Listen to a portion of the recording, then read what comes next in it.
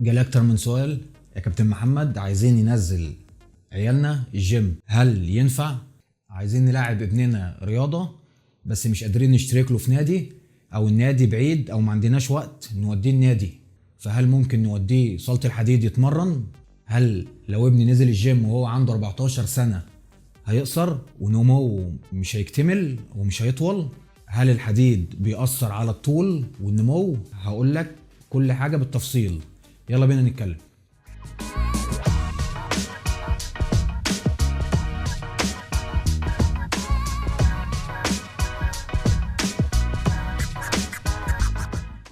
ازيكم يا فورم، عاملين ايه؟ يا رب تكونوا بخير. هنتكلم النهارده عن موضوع اتسأل لي كتير جدا جدا: هل المراهقين اللي هم من سن 14 لحد 16 17 هل يقدروا ينزلوا الجيم؟ هل هيأثر عليهم بالسلب؟ هل هيوقف نموهم؟ هقول لكم كل حاجة النهارده بالتفصيل، تابعوا الفيديو للآخر. أول حاجة عايزين نعرف هو احنا بنطول ازاي؟ احنا بنطول كل عظمة في جسمنا بتبقى فيها حاجة في آخر العظمة اسمها صفائح النمو. صفائح النمو دي هي اللي بتتحكم في الطول. دي بتبقى حاجة زي غضروف في آخر العظمة، دي بتكبر وبتطول كل فترة. دي بتيجي لحد سن معين وبتبقى عظمة كاملة، لحد مثلا سن 18 بتبقى عظمة كاملة. يبقى احنا اتفقنا ان كل عظمة في جسمنا هي اللي مسؤول عن الطول. بتبقى في نهاية العظمة غضروف اسمه صفائح النمو، هي دي اللي متحكمة في النمو. تاني حاجة بتتحكم في الطول وفي النمو هي الصفات الوراثية، الجينات. ابوك، امك، عمك، خالك، جدك، هم لو طوال هتبقى اكيد انت طويل، هم لو قصيرين اكيد هتبقى قصير. فالجينات بتلعب عامل كبير جدا. هل الحديد بيأثر وبيوقف النمو؟ الاجابة اه ولا. لو العظم او الغضاريف او صفائح النمو اللي احنا قلنا عليها دي حصلت لها اصابة. دلوقتي انت لو بتتمرن وحصل لك كسر او اصابة في مكان صفائح النمو، كده انت نموك هيقف. سواء بقى بتلعب حديد، بتلعب كرة قدم، بتلعب سباحة، بتلعب ألعاب قتالية، أي حاجة من دي، لو أنت في سن البلوغ وسن المراهقة وحصل لك كسر أو إصابة في المناطق دي، أنت كده مش هتطول، سواء لعبة حديد أو أي لعبة تانية. بل بالعكس، تعتبر لعبة الحديد أأمن لعبة ممكن تلعبها لطفلك أو لابنك. والله نفس المعنى، ايش هذا؟ ده ليه؟ عندك لعبة كرة القدم ممكن في أي لحظة يتصاب. عندك ألعاب القتال والدفاع عن النفس زي الكاراتيه والتايكوندو والحاجات دي كلها ممكن في أي لحظة يتصاب، في أي لحظة. لعبة الحديد أكتر لعبة آمنة لأطفالك لو اتلعبت بشكل سليم وبطريقة صحيحة. دلوقتي احنا اتكلمنا عن اللي بيتحكم في الطول زي ما قلنا، صفائح النمو والجينات. تاني حاجة، لو حصل لك كسر في الغضاريف أو أي إصابة في صفائح النمو، نموك مش هيكتمل. تمام، نخش على النقطة اللي بعدها. الكلام اللي بقوله لكم ده ان الحديد ما بيأثرش، الكلام ده مش انا اللي جايبه. مفيش ولا دراسة اتعملت اثبتت ان الحديد بيوقف النمو، ولا دراسة. في دراستين 3 قبل كده زمان في السبعينات اتعملت على مجموعة اطفال، مجموعة منهم كانوا بيشيلوا اوزان تقيلة، ما كانوش بيلعبوا حديد، كانوا شغالين في مصانع وفي مزارع بيشيلوا حاجات تقيلة لفترات طويلة، اطفال صغيرة. ومجموعة تانية أطفال في نفس السن بس ما بيعملوش أي مجهود. لقوا بعد فترة إن الأطفال اللي بيشيلوا أوزان تقيلة لفترات طويلة دول نموهم وطولهم أقل بكتير من الأطفال التانية. هي دي الدراسة اللي ربطت النمو بكمال الأجسام وخلت الناس كلها فاهمة لعبة كمال الأجسام للمراهقين غلط وللأطفال الصغيرة غلط. اتعملت بعدها دراسة فترة على أطفال تانية برضو في نفس الحالات، اتضح ان الاطفال اللي بيشيلوا اوزان تقيله لمده كبيره هم اصلا كده كده ما بيبقوش بيهتموا بالتغذيه السليمه. يبقى السبب ان نموهم ما اكتملش هو انهم ما اهتموش بالتغذيه السليمه، ملهاش دعوه بالاوزان اللي شالوها خالص. كده فهمنا ان شيل الاوزان التقيله ملوش دعوه بالطول وبالنمو. ده ردا للناس اللي بتقولك ان الحديد في سن ال 14 وال 15 بيأثر، بل بالعكس، الحديد بيقوي عظمك وعضلاتك والأربطة. ده ليه؟ بسبب الضغط الشديد عليهم، فبيقوي عظمك. لو ابنك راح صالة الحديد هيزود عنده هرمون النمو اللي هو الجي اتش اللي بيتفرز من الخدة النخامية، من الخدة. اول حاجه هيزود عنده هرمون النمو اللي هو بيتفرز في الغده النخاميه بشكل كبير جدا. هرمون النمو ده اكبر هرمون بناء في الدنيا. ده بالعكس طبعا زي ما الناس فاكره ان هو بيأثر وبيعمل الكلام ده. هرمون النمو هيزيد معاك وانت بتلعب حديد من سن صغير. تاني حاجه ودي مهمه جدا وناس كتيره ما تعرفهاش، هيفتح شهيه ابنك على الاكل. هيفتح شهيته، هتخليه يتغذى تغذيه سليمه من وهو صغير، هتفرق معاه جدا جدا في نموه. ده ردا للناس تاني اللي بتقول ان الحديد بيأثر.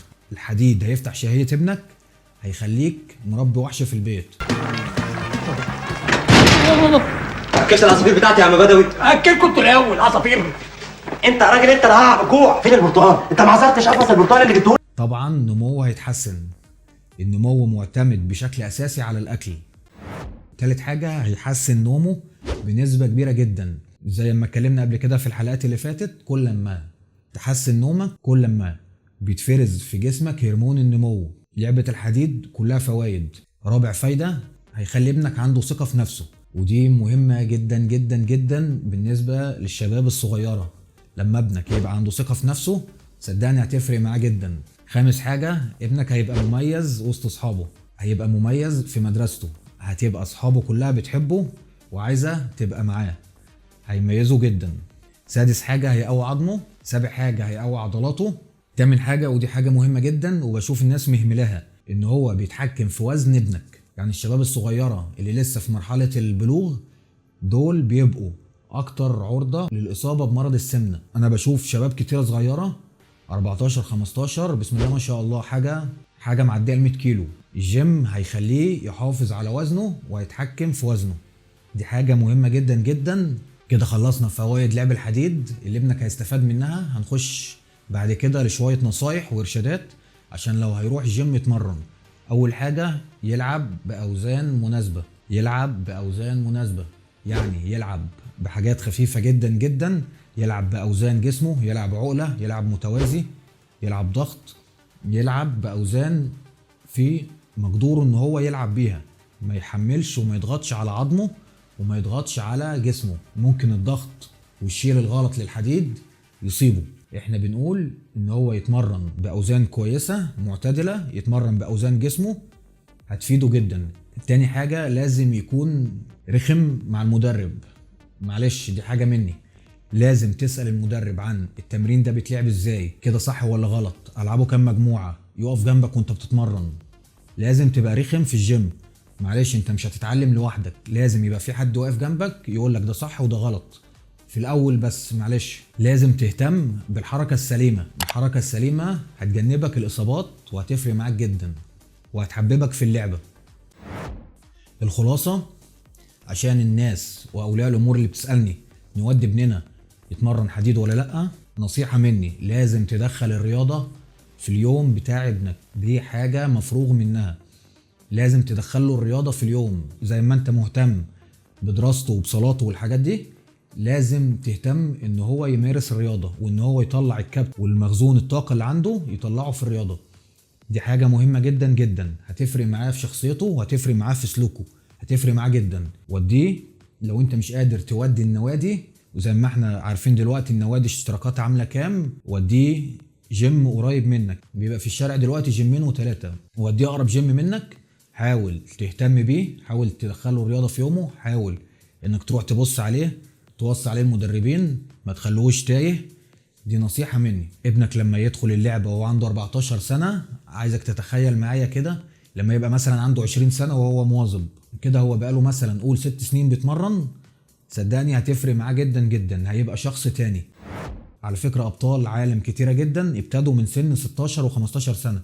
عندك على راسهم ارنولد اللي هو التوب في كمال الاجسام، بادي كمال اجسام من هو 16 سنه، بادي كمال الاجسام من هو صغير جدا جدا.